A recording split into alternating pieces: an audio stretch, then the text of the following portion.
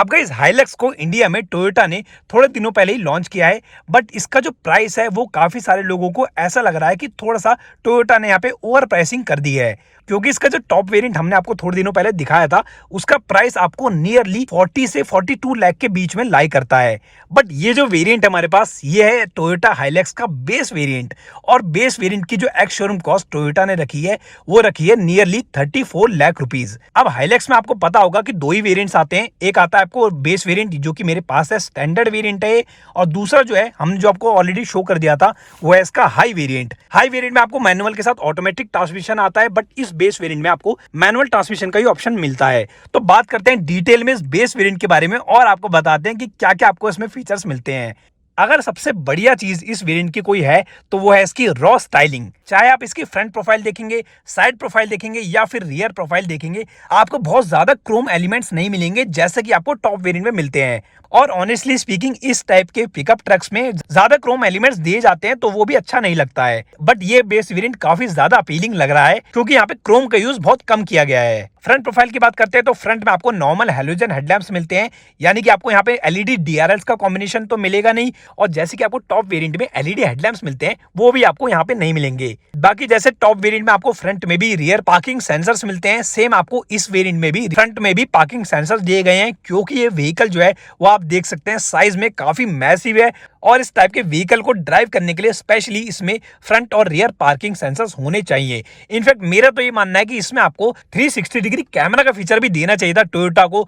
Anyway, हम बात करते हैं इसके इंजन ऑप्शन की। तो इंजन ऑप्शन आपको सिर्फ एक ही मिलता है इसमें, जो कि फॉर्च्यूनर का 2.8 लीटर का टर्बो चार्ज डीजल इंजन, और ये जो इंजन है वो काफी ज्यादा पावरफुल इंजन है। इनफैक्ट अगर आपने टोयोटा की फॉर्च्यूनर ड्राइव की है तो आपको इस इंजन की पावर का अंदाजा होगा। ये जो इंजन है वो प्रोड्यूस करता है nearly 205 bhp of power and around 420 newton metres of torque manual transmission के साथ and 500 newton metres of torque automatic transmission के साथ। बट जैसे कि मैंने आपको बता ही दिया कि इस वेरिएंट में आपको ऑटोमेटिक ट्रांसमिशन तो आता नहीं है, तो आपको 420 न्यूटन मीटर्स का यहाँ पे टॉर्क मिलेगा। अगर वैसे देखा जाए तो हाइलक्स वी क्रॉस के कंपैरिजन में प्राइस में काफी ज्यादा आगे है, बट ये अपने प्राइस को इस वजह से शायद थोड़ा सा जस्टिफाई कर लेती है क्योंकि इसमें जो आपको इंजन मिलता है वो वी क्रॉस के कंपैरिजन में काफी ज्यादा पावरफुल है। बाकी अगर आप इसका फ्रंट प्रोफाइल चेकआउट करेंगे तो आपको काफी ज्यादा मैसिव लगेगी ये। और अच्छी बात ये कि गाइस ये जो पिकअप ट्रक है ये आपको 29 डिग्री का अप्रोच एंगल ऑफर करता है एंड 26 डिग्री का डिपार्चर एंगल आपको ऑफर करता है। साइड में आपको क्या मिलते हैं, यहाँ पे आपको इस बेस वेरिएंट में मिलेंगे 17 इंचेस के एलॉय व्हील्स, जो कि काफी हद तक फॉर्च्यूनर के एलॉय व्हील्स जैसे लगते हैं। एंड ये जो एलॉय व्हील्स है वो आपको मशीन्ड एलॉय व्हील्स मिलते हैं। अगर आप इसके हाई वेरिएंट में जाएंगे, मतलब कि टॉप वेरिएंट में जाएंगे, तो वहां पे एलॉय व्हील्स पे भी आपको क्रोम से फिनिशिंग दी गई है, जो कि अगेन मैंने आपको बताया था कि पिकअप ट्रक में ज्यादा क्रोम एलिमेंट्स अगर हो जाए तो उसकी रॉनेस कहीं ना कहीं खत्म हो जाती है। बाकी डोर्स की बात करें तो डोर्स पे तो आपको मिलने ही वाले हैं क्रोम डोर हैंडल्स, और साथ ही साथ यहाँ पे आपको रिक्वेस्ट सेंसर भी दिए गए हैं, जो कि वैसे भी इंपॉर्टेंट है क्योंकि इतना प्राइस पे करने के बाद रिक्वेस्ट सेंसर का होना यहाँ पे थोड़ा सा ज्यादा जरूरी है। बाकी गाइस इस पिकअप ट्रक में आपको सिर्फ 4 व्हील ड्राइव का ही कॉम्बिनेशन मिलता है, ऑल्दो ये जो 4 व्हील वाला वर्जन है उसे आप 2 व्हील ड्राइव की तरह भी यूज कर सकते हैं, बट जैसे कि आपको फॉर्च्यूनर में एक अलग से 2 व्हील ड्राइव वाला वेरिएंट मिलता है वो आपको यहाँ पे नहीं मिलेगा। बाकी गाइस ओआरवीएम्स की बात करें तो यहाँ पे आपको पियानो ब्लैक फिनिशिंग में ओआरवीएम्स दिए गए हैं, और उसके ऊपर आपको टर्न इंडिकेटर्स भी मिलते हैं। बट ये जो ओआरवीएम्स है आप उन्हें सिर्फ अंदर से इलेक्ट्रिकली एडजस्ट ही कर सकते हैं, इलेक्ट्रिकली फोल्डेबल का ऑप्शन आपको इनमें नहीं मिलता है। और दूसरी एक और चीज मैं यहाँ पे आपको बता दूं कि इस वेरिएंट में आपको दो ही कलर ऑप्शन मिलते हैं, जैसे कि व्हाइट कलर जो कि अभी हमारे साथ है, और दूसरा ग्रे कलर का भी ऑप्शन आपको इसमें मिलता है। अगर आप रेड कलर के शौकीन है तो आपको उसके लिए थोड़ा सा ज्यादा अमाउंट पे करके इसका टॉप वेरिएंट लेना पड़ेगा। एंड अब हम चलते हैं इसके रियर में, और यहाँ पे आप देख सकते हैं कि कार्गो स्पेस आपको कितना मैसिव मिल जाता है इस पिकअप ट्रक में, और बहुत लोग इसे फ्लैट बेड की तरह भी यूज कर लेते हैं, मतलब कि जैसे कि किसी हिल स्टेशन पे जा रहे हैं या फिर, तो आप इसका यूज कर सकते हैं आराम से रेस्ट करने के लिए अपनी कार को साइड में पार्क करके। ऑल राइट गाइज, एक बार फिर से आ गए हम हाइलक्स के बेस वेरिएंट के इंटीरियर में। यहाँ पे आप देख सकते हैं कि कीज मैं आपको एक बार दिखा देता हूँ। कीज आपको कुछ ऐसी मिलती हैं, और कीलेस एंट्री का ऑप्शन यहाँ पे आपको दिया गया है। बाकी अगर गाइस स्टीयरिंग व्हील की बात करें तो यहाँ पे आपको steering mounted audio and voice controls के बटन्स मिल जाते हैं, और ये क्या है, ये इसका क्रूज कंट्रोल का button. Engine start stop button आपको इस साइड दिया गया है, और मजे की बात तो ये है कि इस बेस वेरिएंट में आपको सारे ही एंटरटेनमेंट के फीचर मिलेंगे जैसे कि आपको टॉप वेरिएंट में मिलते हैं। जैसे कि यहाँ पे आपको 8 इंच का टच स्क्रीन इंफोटेनमेंट सिस्टम मिल रहा है, जो ऑब्वियसली सपोर्ट करेगा एंड्रॉइड ऑटो और एप्पल कारप्ले दोनों को ही। एक चीज यहाँ पे कमी आपको देखने को मिलने वाली है, वो ये है कि यहाँ पे आपको मैनुअल एसी के कंट्रोल्स मिलेंगे, और दूसरी बात रियर एसी वेंट आपको इस वेरिएंट में नहीं मिलेगा जो कि आपको टॉप वेरिएंट में मिलता था।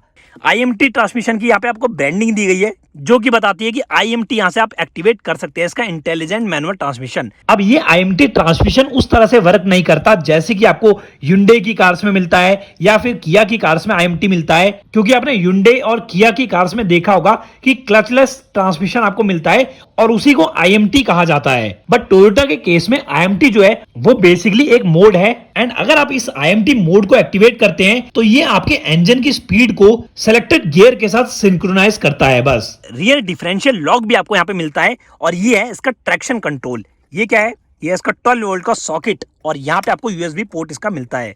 बट इन सब के अलावा जो इसका मेन USP है जो कि एक ऑफ रोडर का होता है वो ये है, ये रेगुलेटर को आप यूज करके इसे H4, H2 या L4 में ड्राइव कर सकते हैं। तो ये लो गियरिंग हो जाएगी, और ये जो है वो इसकी हाई गियरिंग है। अभी H2 पे है तो यानी कि रियर व्हील ड्राइव की तरह ये एक्ट कर रही होगी। जैसे कि मैंने आपको बता दिया था कि मैनुअल ही ट्रांसमिशन इस वेरिएंट में मिलता है, तो 6 स्पीड का मैनुअल ट्रांसमिशन यहाँ पे दिया गया है, तो वो चीज आप यहाँ पे चेकआउट कर सकते हैं। बाकी प्रैक्टिकलिटी के हिसाब से यहाँ पे आपको कोई भी प्रॉब्लम नहीं मिलेगी। यह आर्मरेस्ट आपको यहाँ पे मिलती है, उसमें थोड़ा सा स्पेस दिया गया है, और यहाँ पे आपको थोड़ा और स्पेस देखने को मिलता है। यहाँ पे आप देख सकते हैं एयर कूल्ड यहाँ पे आपको ग्लव बॉक्स दे दिया गया है। इसे हम बंद कर देते हैं और इसे हम खोलते हैं तो यहाँ पे भी आपको थोड़ा सा स्पेस मिल जाता है।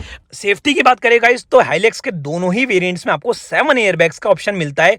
और इसके अलावा गाइस एक और चीज मैं यहाँ पे आपको बताऊं तो ड्राइवर सीट हाइट एडजस्टमेंट आपको मैनुअली मिलती है यहाँ पे, और अगर आप टॉप वेरिएंट में जाएंगे तो वहां पे आपको इलेक्ट्रिकली एडजस्टमेंट मिलती है ड्राइवर सीट की। ORVMs में मैंने आपको ऑलरेडी बता ही दिया था, फोल्ड नहीं कर पाएंगे बट एडजस्ट आप यहां से कर सकते हैं। बाकी पावर विंडोज के स्विचेस मिलते हैं, और ये है पूरा इसका इंटीरियर, एक बार आप चेकआउट कर सकते हैं। अब हम चलते हैं इसके रियर सीटिंग में और वहां पे थोड़ा सा स्पेस इसका चेकआउट कर लेते हैं।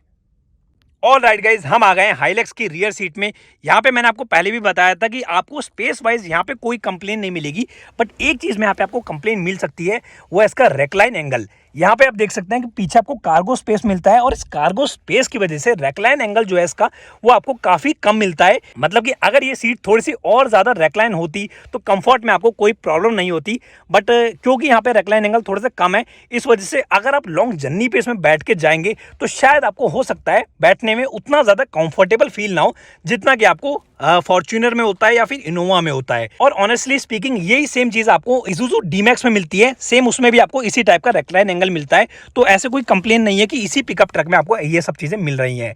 बाकी रियर से फ्रंट का जो कैबिन है वो कुछ इस टाइप का लगता है, काफी ज्यादा मैसिव कैबिन लगता है, आपको स्पेशियस कैबिन वाला फील देगी। ऑल्दो डायमेंशन में यानी कि विड्थ और हाइट में ये आपको सेम फॉर्च्यूनर जैसी है, स्टिल ये काफी ज्यादा रूमी लगती है फॉर्च्यूनर के कंपैरिजन में। सनरूफ की बात करें तो सनरूफ आपको यहाँ पे नहीं मिलेगी, जैसे कि फॉर्च्यूनर और इनोवा में भी आपको सनरूफ नहीं मिलती है। तो गाइस ये था इसके बेस वेरिएंट का एक डिटेल में वॉक अराउंड। अब आप हमें नीचे दे कमेंट सेक्शन में बताइए कि आपको हाइलेक्स का ये बेस वेरिएंट कैसा लगा और इसका प्राइस कैसा लगा, क्या ये अपने प्राइस को जस्टिफाई करती है या फिर नहीं। बाकी अगर गाइस आपको ये वीडियो पसंद आती है तो मेक श्योर वीडियो को लाइक करना ना भूले, और चैनल को अभी तक सब्सक्राइब नहीं किया है तो प्लीज कर लीजिए, क्योंकि हम आपके लिए इन्फॉर्मेटिव कंटेंट लाते रहते हैं। बाय द वे यहाँ पे भी एक हैंडल बार दिया गया है।